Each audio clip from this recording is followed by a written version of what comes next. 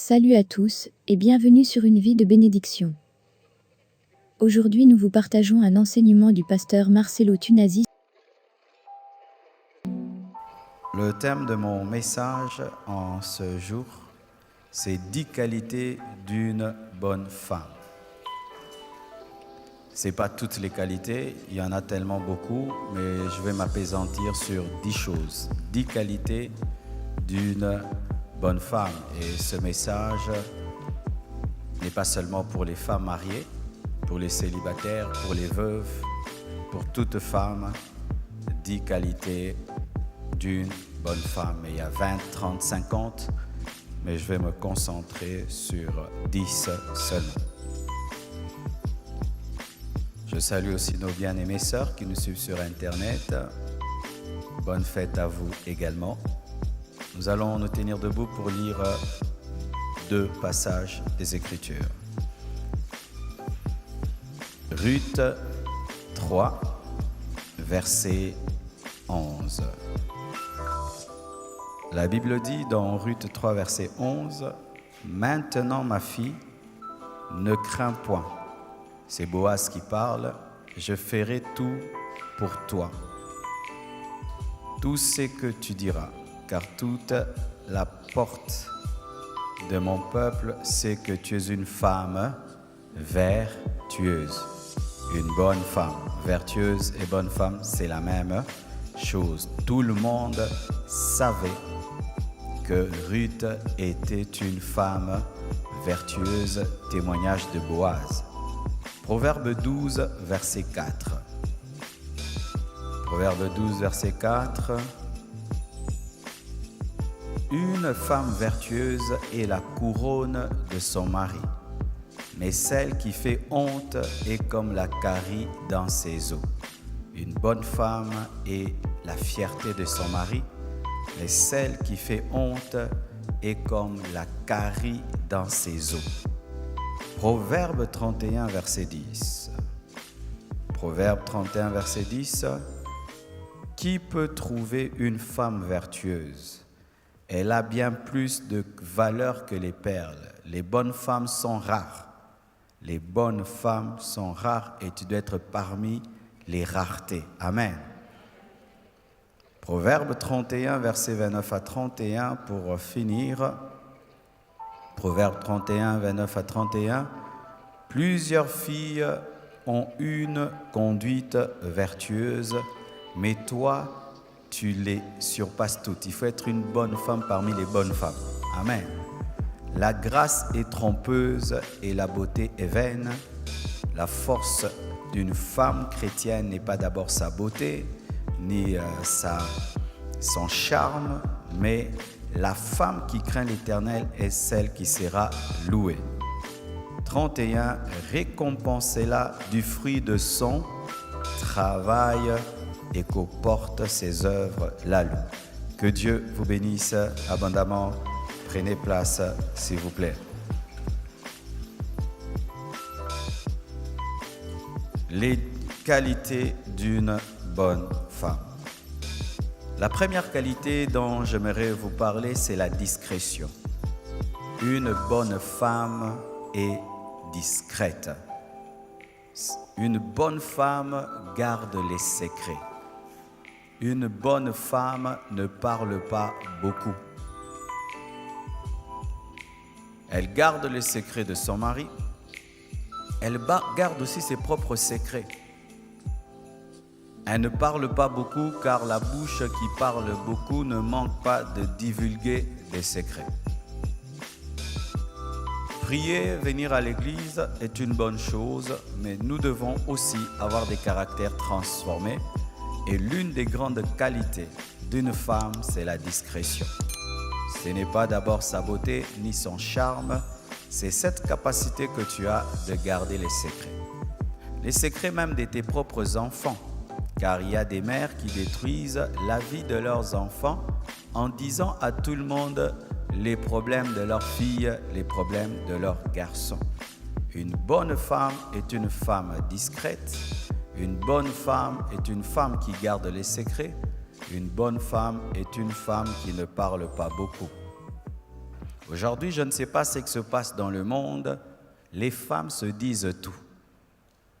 Ça, c'est grave. Amen. Hein?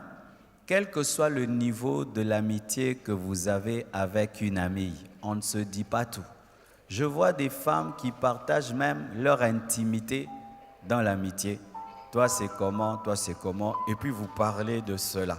Bien aimé, ça, ce sont les habitudes des païennes. Amen. Hein?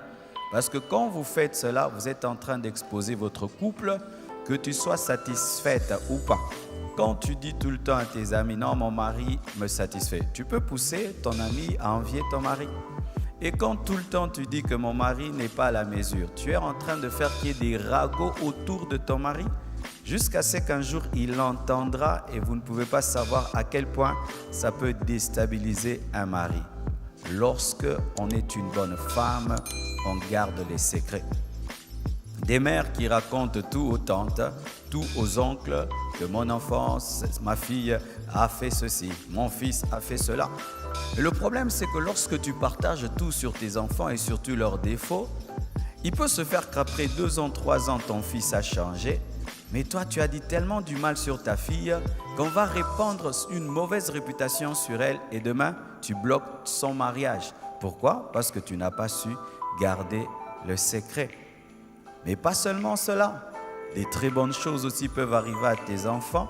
Mais toi, tu dis tout à tout le monde et tu leur crées des combats. Tu leur crées des jalousies. Parce que maman, par orgueil, entre guillemets, aimerait dire à tout le monde que mes enfants maintenant ont beaucoup d'argent. Mes enfants maintenant sont très bien. Et ça tombe dans les oreilles des ennemis. Une bonne femme est une femme discrète. Son mari peut avoir des millions de dollars, elle ne le dit pas. Ils peuvent réaliser des grandes choses, elle ne le dit pas. Elle ne tombe pas dans la vantardise, dans la loquacité, en train de tout dire à tout le monde. Et quand même, elle a des problèmes avec son mari, elle ne va pas le répandre partout. Même à l'église, chère maman, quand vous avez des problèmes dans vos maisons, ce n'est pas que vous devez aller dire partout. Pourquoi? Dans 2 mois, 3 mois, vous allez vous entendre, mais les gens gardent cette image-là que vous ne vous entendez pas. Quand vous avez des problèmes, venez voir les pasteurs, venez voir certains responsables. Point barre, arrêtez quand vous avez des problèmes dans votre couple, chère maman, de le dire et de le dire et de le dire et de le dire. Et il y a un merveilleux exemple dans la Bible d'une femme discrète, Esther. Esther était dans une terre étrangère, elle était juive. Mais cette femme est devenue reine dans une terre étrangère et elle avait caché ses origines. Amen. Elle avait caché ses origines. Pourquoi ce n'était pas stratégique de révéler qu'elle était juive? Ça allait créer un problème dans sa vie et même perturber la destinée d'Israël. Elle a révélé ses origines quand c'était le temps de Dieu. Imaginez avoir un grand secret comme celui-là, où on ne sait pas d'où tu viens. Et ça te démange, dis que tu es juive, mais elle peut garder le secret de ses origines parce que Mardochée, l'homme rempli du Saint-Esprit, lui a dit, ne le dis pas. Est-ce que tu as cette capacité de garder une information et de la révéler seulement au temps de Dieu? Si tu as cette capacité, tu es une bonne femme. Mais si tu n'as pas cette capacité, tu es une mauvaise femme.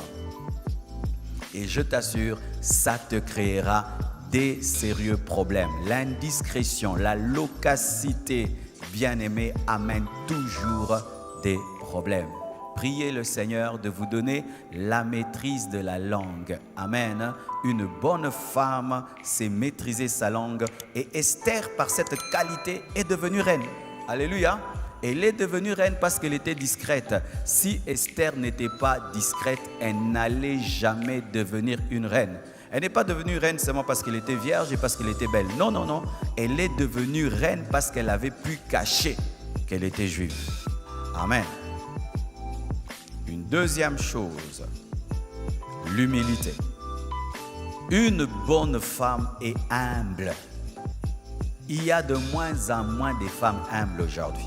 L'humilité est devenue une denrée rare parmi les femmes à cause du modernisme, à cause de l'émancipation de la femme, à cause de la parité, à cause maintenant du fait que les femmes ont le même niveau intellectuel que les hommes, gagnent comme les hommes, travaillent comme les hommes, vont dans des grandes entreprises comme les hommes.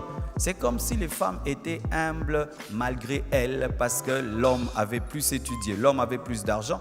Mais aujourd'hui que les femmes peuvent avoir autant d'argent que les hommes, peuvent étudier dans les mêmes universités, peuvent faire tout ce que l'homme fait aujourd'hui, du coup, l'humilité a disparu.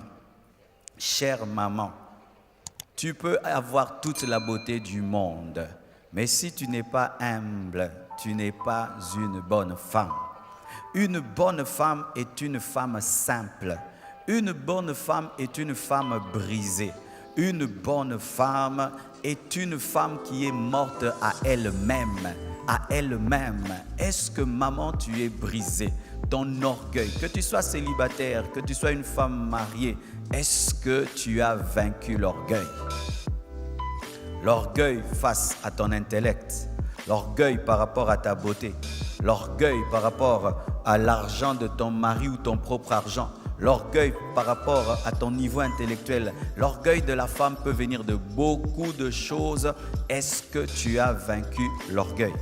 Si tu n'as pas vaincu l'orgueil, il y aura un problème au niveau de ton mari parce que ton orgueil fera toujours que tu vas t'opposer à ton mari. Et si tu es célibataire, ton orgueil fera que tu t'opposes toujours à ton fiancé. Et il y a des sœurs qui ne se marient pas parce qu'elles sont orgueilleuses, c'est tout. Elles n'ont pas un démon de célibat, c'est l'orgueil. Tu es orgueilleuse, tu peux avoir un problème avec ton fiancé, jamais tu ne peux demander pardon. Tu peux avoir un problème avec ton fiancé, jamais tu ne peux t'humilier. Tu peux avoir un problème avec ton fiancé, jamais tu ne feras le premier pas. Et comme ça, les années passent, 30 ans, 35 ans, 40 ans, tu ne te maries pas. Tu chasses les démons de gauche à droite alors qu'il n'y a pas un problème démoniaque, tu as un problème de caractère, tu es orgueilleuse.